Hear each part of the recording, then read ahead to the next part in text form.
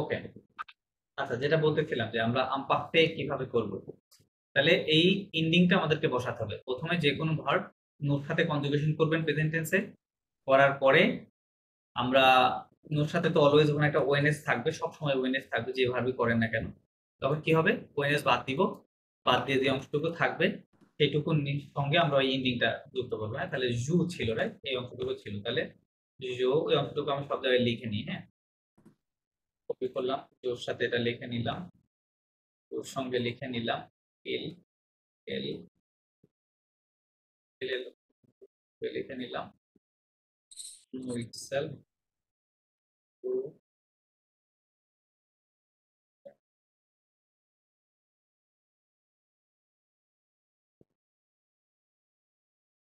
এটার সাথে লিখে নিলাম।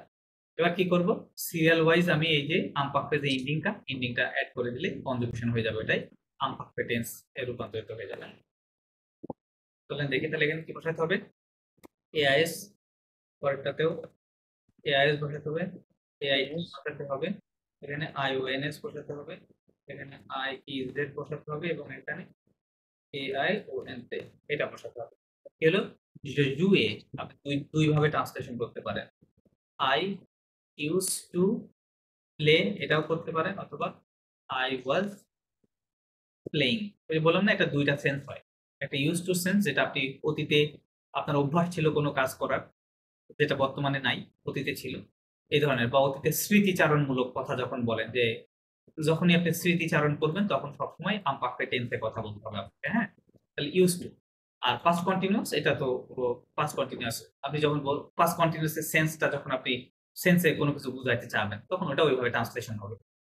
ট্রান্সলেশন এটা ভাষাগত দক্ষতার উপরে ডিপেন্ড করবে, যে আপনি বুঝতে পারবেন তখন যে এখানে আসলে ইউজ টু বুঝাচ্ছে না এখানে কন্টিনিউয়াস সেন্স বুঝাচ্ছে। এটা ভাষাগত নলেজ গ্রো করলে হবে। আচ্ছা, তাহলে এটা দুই ভাবে ট্রান্সলেশন হতে পারে। হ্যাঁ, এটা হচ্ছে আমপাক্ষে। আমপাক্ষে এভাবে করবেন। সো আমপাক্ষের নিয়ম একটাই, এর ব্যতিক্রম নাই, আপনারা সবসময় এইভাবে করবেন। আচ্ছা, লাস্ট যে গ্রামারটা রয়েছে এখানে বলতে লেভেল প্রোনোমিনো এফেক্টিভ। প্রোনোমিনাল ভার্ব আমরা অলরেডি শিখেছি, বাট এখানে প্রোনোমিনালের আবার এই যে আমপাক্ষের মতো দুইটা সেন্সে প্রোনোমিনালটা ব্যবহৃত হয়। একটা হচ্ছে রিফ্লেক্সিভ সেন্স, আর একটা হচ্ছে রেসিপ্রোকাল সেন্স। সো আমরা পূর্বে যেটা দেখেছি ওটা হচ্ছে রিফ্লেক্সিভ সেন্স থেকে, ঠিক আছে, রিফ্লেক্সিভ সেন্স থেকে, যে ওই বাক্যে কি হয়, কাজটা নিজের উপরে, সাবজেক্ট নিজের উপরে কি রিফ্লেক্ট করে, ঠিক আছে, যার কারণে ওইটা রিফ্লেক্সিভ। আর রিসিপ্রোকাল মানে হচ্ছে পারস্পরিকতা। হ্যাঁ, আপনি যখন বলবেন যে we we are talking to each other, আমরা একে অপরের সাথে কথা বলছি, এই যে ইংরেজিতে যখনই ইচ আদার কথাটা আসবে তখন আপনি এই প্রোনোমিনাল ভার্ব ব্যবহার করবেন।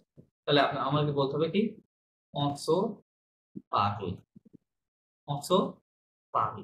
অলসো পাগল মানে কি, অলসো পাগল মানে হচ্ছে উই উই টকও দিতে পারেন, অথবা উই টকিং দিতে পারেন। We talk to each other, we talk to each other. হ্যাঁ, এই ইচ আদার ওটাকেই বলা হয় রেসিপ্রোক বা রেসিপ্রোকাল বলা হয়, পারস্পরিক, একে অপরের সঙ্গে, তাই না, বাংলাদেশ বলতে সেরকম। তাহলে অসো পাগল, ঠিক আছে, অসো এই যে প্রোনোমিনালের জন্য সো পাগল।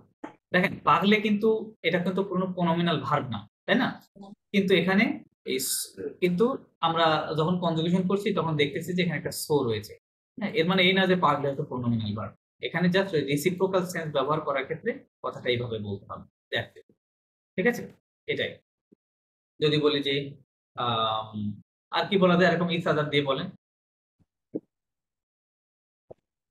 ও আচ্ছা, বলা যায় যে উই লাভ ইচ আদার, কি হবে, নো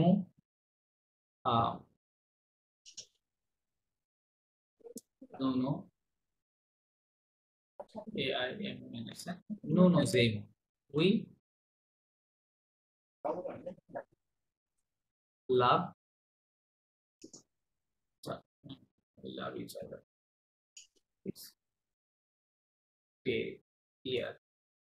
ঠিক আছে, উই লাভ ইচ আদার। দেখেন, লাভ এই মে ভার্বটা কিন্তু কোনো প্রোনোমিনাল ভার্ব না, রাইট, প্রোনোমিনাল ভার্ব না। সো বাট আমি এখানে স্টিল ওই প্রোনোমিনালের জন্য এখানে দুইবার নো দিয়েছি, তার মানে এখানে ইচ আদার বোঝাচ্ছে, ঠিক আছে, we love each other.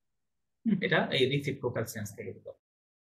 So this is all about the grammar. আপনারা যা যা শিখেছেন তার একটা আমি ওভারভিউ দেওয়ার চেষ্টা করলাম আমার মতো করে। আর ক্লাসটা আমি রেকর্ডিংটা দিয়ে দিব, আপনারা প্রয়োজনে আরো দেখবেন। এখন কথা হচ্ছে কিছু আলোচনা আপনাদের সাথে করা দরকার আছে, রেকর্ডিং বন্ধ করে